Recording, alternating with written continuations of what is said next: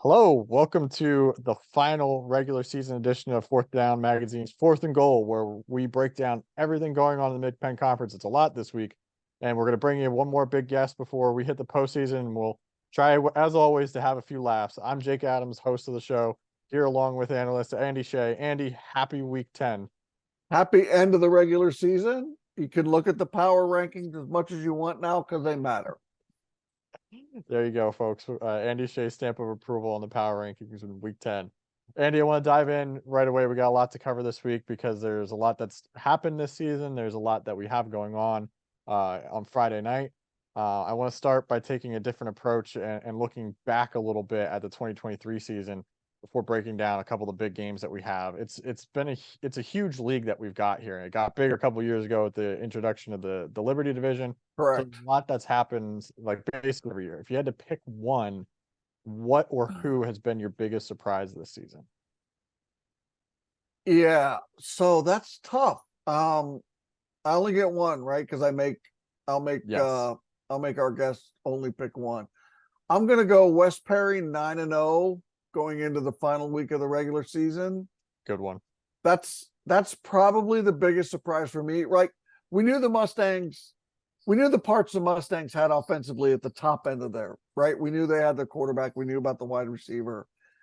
They were replacing a really helpful weapon at running back, and they didn't really have any equitable parts for that position. Hmm. So they kind of had to make a little hay out of a different kind of straw, if you know what I mean. They made it work though. I wasn't sure 100% sure the sort of spread power running game that they kind of employed. Would it work? Would the offensive line be able to block for it? Yeah. Would they be able to make that jump? The running back position was really important for them. Here's the other thing about West Perry. Their best players have been healthy. That matters, right? But they've played like their best players every single week on both sides of the ball. Yeah. And the other thing about West Perry is they have an X factor, and that's quarterback Marcus Quaker. They have an X factor, and he performs like it. That is as important as well. I would qualify West Perry 9-0 going into the Steel High game. My biggest surprise. And I'd just add on to that too. I don't think either of us are surprised that this is a good team, especially after the year that they had a year ago. But 9-0, I mean, this is a historic Yeah, season for this program, and it's just incredible to watch. agreed. Um, I think you could answer the same way with this next question, but I want to challenge you to come up with something else. What's been the best storyline of the season? For me, that's easy. It's Cumberland Valley climbing off an 0-3 deck to Hmm. get to where they are and where they're going. I mean, they were 0-3 and they were barely competitive. Now, we knew their early schedule was going to be tough, right? With Manheim Township, Yeah. Central York, who both are still unbeaten, by the way, and Springford. What we didn't figure was, with all the offense they had to replace, 0-3 was a likely scenario. Yeah. What wasn't expected was them being so barely competitive in those first three games. It's not that you lose, but how you lose. And they were trucked. I mean, Yeah. there's no other way to put it. I mean, the capper on it was week 3 against Springford, who, by the way, is 8-1, and its only losses to Manheim Township. So that tells you who they played those first 3 weeks. But they lost to Springford 63-17. And that's Yeah. the 17 was the most points you scored, and you figure that's garbage. So you knew the defense coming into the season would help this team a little bit, but even that was taking a lashing early on. And Yeah. you knew the offense was going to struggle, and they had a lot to figure out. But it was like, what the heck does this team have for the Commonwealth schedule? They are the best storyline because they're 5-4 and 5-1 in the Commonwealth, and they beat Central Dauphin and State College in the last month. To go from where you were, it's sort of like building and flying. They've been building and flying all year, and they went Yeah. from 0-3 getting trucked to being 5-4 and 5-1 in the Commonwealth with those 2 wins. That's the best story to me, without a doubt. And we talked about it too last week. That state college one was just like a whoa moment. I mean, it wasn't like this impressively dominant win, but just the fact that they went out and beat that team when I think everyone on fourth downs predictions crew picked State College to win that one. Like that's an As you impressive should have, victory. as we should Yeah, have, exactly. right? Like what tells you that Cumberland Valley, they were in a better position to compete in the game, but were they in a good position to pick them to win the game? I didn't. Yeah. No. And I know that Joshua Oswald, if he's watching this every week, which I'm sure he has kept some tabs on the things we said, he'll definitely use this as motivation for week 10 in the playoffs. So Yeah, uh they're gonna make it. They're in. who is your mid-pen MVP? I think I know the answer to this question, but I'm gonna ask it anyway. So I look at a most valuable player. I ride on the most valuable part. Yeah. I don't ride the best player, right? He's a player that team that I look for most valuable is in a player that if you took him away from that team, they would be nowhere near the level they are because of him. And for me, it's easy. It's Quaker, Marcus Quaker, the quarterback for West Perry. I mean, through 9 games, the Mustangs have 4,117 yards, Jake. That's total offense. And they've scored exactly 50 offensive touchdowns this season. From the quarterback position, he's accounted for 2,279 of those yards and more than half the touchdowns, 26. Oh, by the way, he's sneaky and fast in the running game. We were talking a little bit ago about that running back position. He's filled it on his own 2 legs, as Yes. well as completing 71% of his passes. He leads the team in rushing yards. He's second on the team in carries, and he averages 9.6 yards per run. In any and every tight spot, the Mustangs on the field and on the sidelines, they're both looking to him to make it happen. They just simply are. Everyone around him in the huddle and every coach on the sideline is looking at him, and he delivers. That's the most valuable player, in my opinion.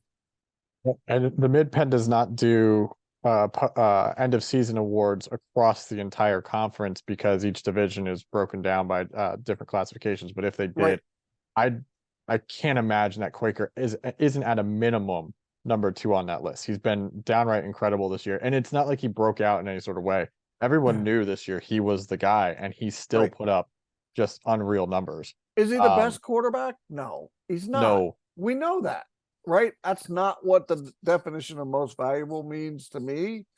But but he's a winner. He's got that dog in him. he's everyone looks to him and he delivers. That's most valuable. I can't emphasize that enough.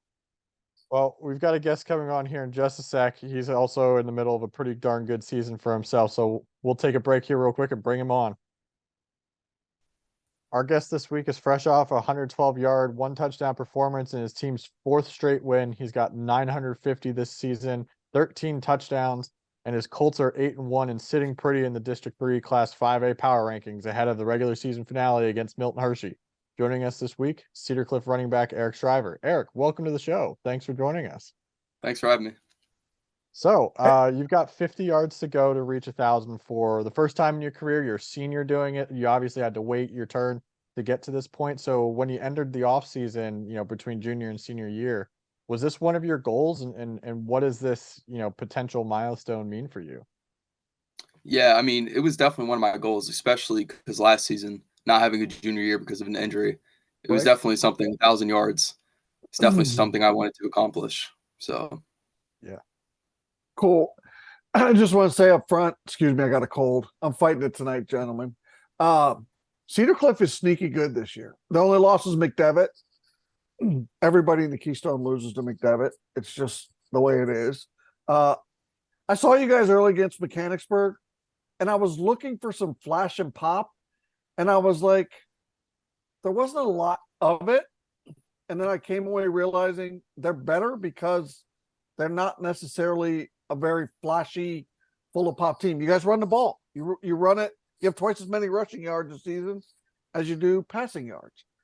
Is that sort of what this Colts team is all about? Not a lot of flash, but a lot of solid, simple, good football stuff. You're a running team offensively first and foremost. That's your bread and butter. Is that who you guys are? and what you're most comfortable with this year. Yeah, definitely. I mean, our Cedar Cliff has always been known for good good rushing and good being able to stop the run as well defensively. What have you? I'm jumping in here, Jake. Sorry. Yep, you're good. So, what have you focused on, or what did you you didn't get you had an injury last year, so you were obviously it was a big gap for you.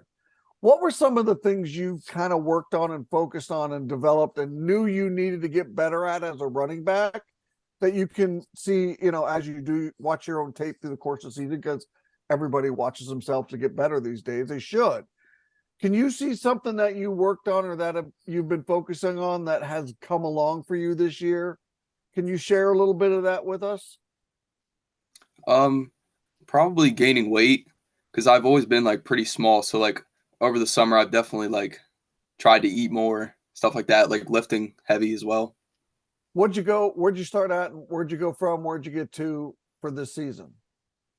Well, I lost a bunch of weight for my injury. I was around 150 pounds, and then I worked my way up to 170, 175. Yeah. Gotcha.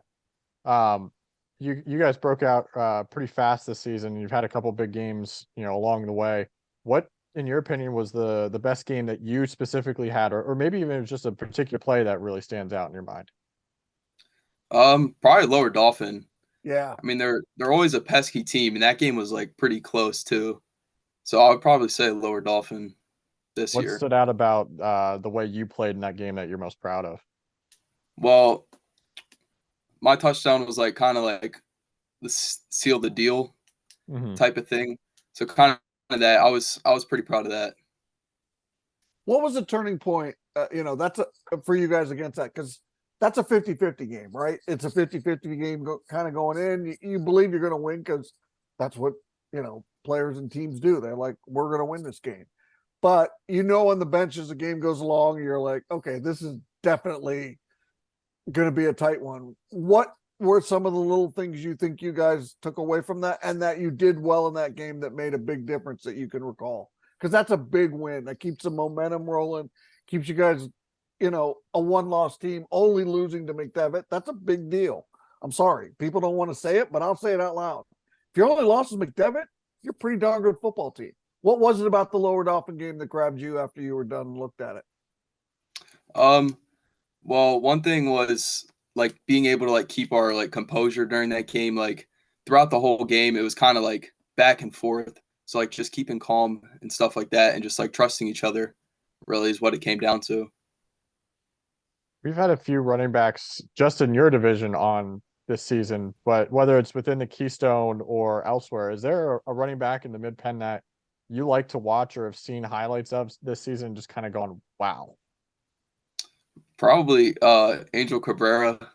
Yeah. I mean, he's had a lot of big games. He's got a ton of yards already. He's just a big power back. Just runs over everybody. Yeah, they're hard to play against, aren't they? Mm-hmm. Yeah, and he also they run a lot of old school stuff. They run a lot of counter tray and traps and sort of kind of fits his style. That's a good answer.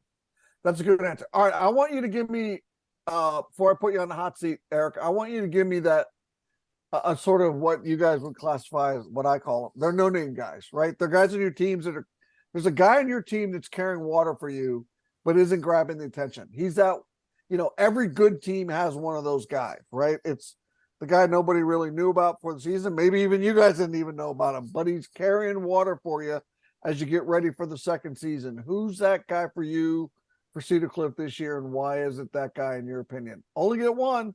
Only one. I'll probably say Hezi Latini because he just came to our school last year, and he's really improved a lot, from last year to this year. And he's one of our D tackles. He's 6'5", 320 pounds. So it's he's just sneaky good. He's just a big dude. Yeah, and you need hogs in the trenches that are making progress, right? Every team does. You got any more, Jake? Otherwise, I'm going to put Eric on the hot seat. Put him on the hot seat. All right, ready? These are short answer? First thing comes to your mind, Eric. Are you ready? Yep. Beach house or lake house? Which one? Beach house. Beach house. Give me one person, dead or alive, your choice. One person that you would want to have lunch with. Who is it? Nick Singleton. Nice. I like Nice. that. Is it Nick or Nicholas? Anyway, I don't know. They call them both on TV. Penn State running back, former Governor Mifflin running back. Other than LaShawn McCoy, the best pure running back, second best pure running back I've ever seen in 30 plus years. All right, give me another team. Good answer. Give me another team in the Mid-Penn Conference whose uniform combinations you kind of like or catches your eye. Any team. Probably the Bishop McDevitt all gold. The all gold. Yeah. That's kind of do the gold cleats make a difference? Yes. They do. Yes. Yes. I was just asking. All right, last one before we let you go, and we appreciate your time. Sheets, with as much detail as you like to share. Everyone's got one. What is your go-to order at Sheets? Probably the late night bites, 2 for $6. I get the nachos with the 2 chicken sliders, and then probably like chocolate milk or a slushie. Always got to have the drinks, right, Jake? Always got to have what goes with it. Eric, thanks for the time. Good luck this week, but also, and more importantly now too, good luck the rest of this or when the postseason kicks off. Thank you. Yeah, thank you, Eric. Good luck to you guys. Get a high seed. You're going to get a home game, and I know you guys are paying attention to Milton Hershey this week because they're a flamethrower. That's the way I describe them.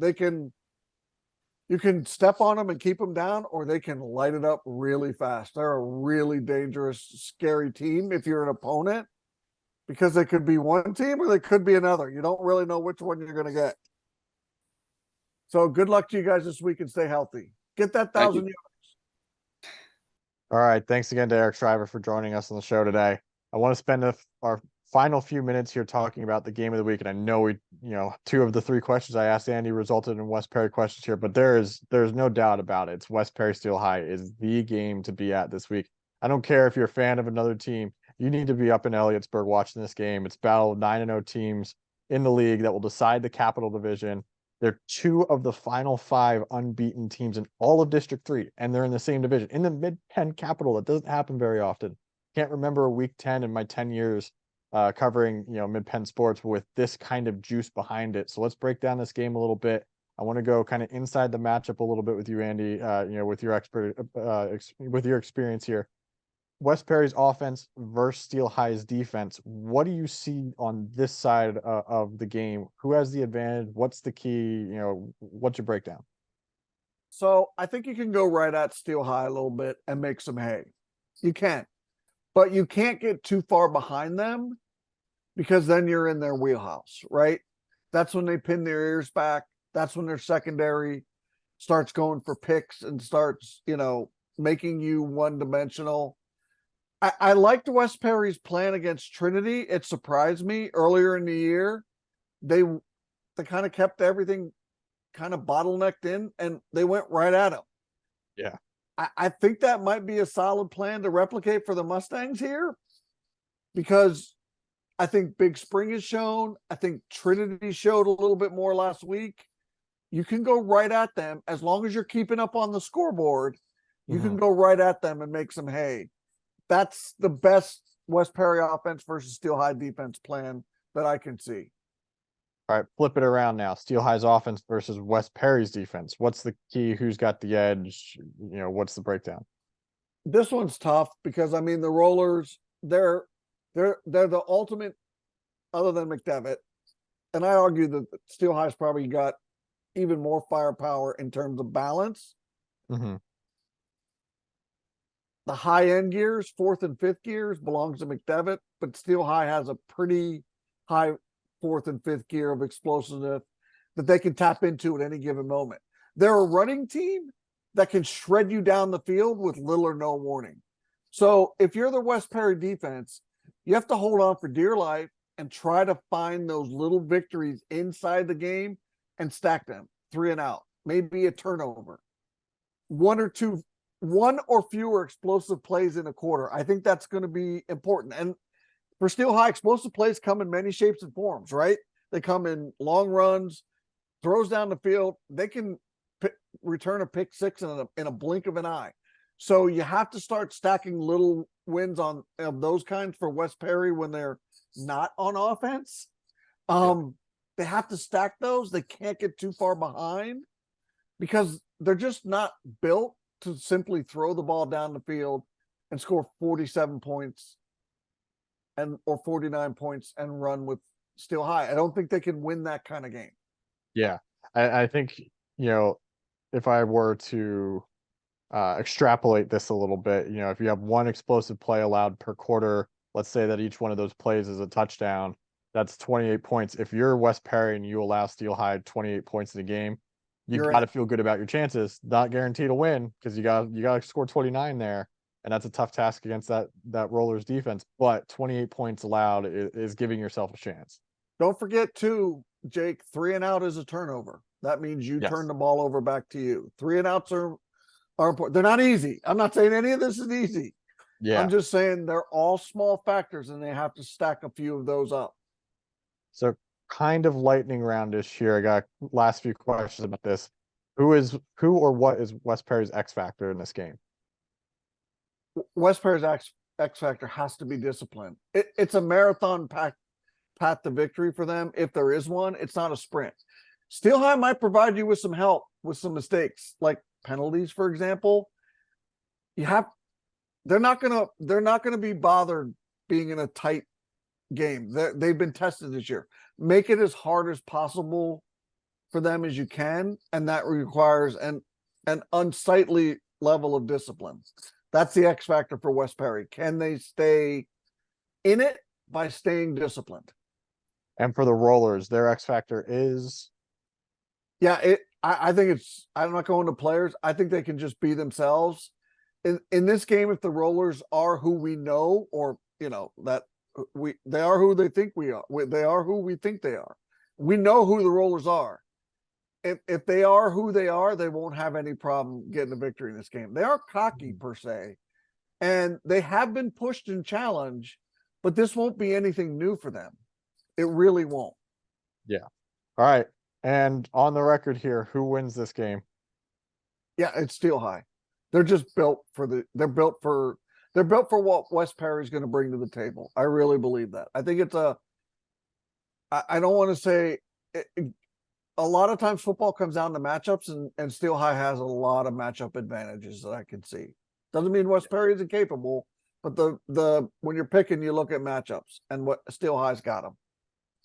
I fully expect that if West Perry pulls off this upset, I'm going to hear it from Elliotsburg across the Appalachian Mountains in Western PA this week. I can't imagine. I imagine that place will explode if they win this game, and deservedly so. I just hope it's a really good game because we've been building this momentum all season to this game. We were hoping that it would be a 9-0 matchup. We got it, so this has got to be, a shootout. I want to see 48-45, just down to the wire. Team win it in the final seconds. It would be the perfect cap to this season between these two teams before the postseason hits. Before we sign off, go ahead. I was gonna say before we sign off, there are good teams, or there are good games out there as well beyond just this one. I know we spent a lot of time on this Elliotsburg matchup. We got Harrisburg at Central Dauphin. We got Lion Mountain at Upper Dauphin, just to name a couple of them. Is there anything else you're watching this week that just stands out at all? After what happened to him last week, I want to see how Susquehanna Township responds to sort of melt down. I think Harrisburg and Central Dauphin is a good call because I really think CD's might arguably be playing some of its best football of the year. But so the only problem is so are the Cougars. They're really playing well. Lion Mountain's got a tough road to that Liberty Crown. They have to double. They beat Juniata, and it was, the way they had to win that game was strong, but now they got to turn around and replicate it. That's harder than you think. So you've nailed all the right ones. Well, look at that. We nailed a week 10 preview. Hopefully the, teams out there nail their final week of the regular season. For those that are going on to the postseason, they got a couple more weeks to look forward to. For Andy Shea and the Fourth Down Magazine team, I'm Jake Adams. Be sure to head over to fourthdownmagazine.com the rest of this week for all the coverage from the final games this season.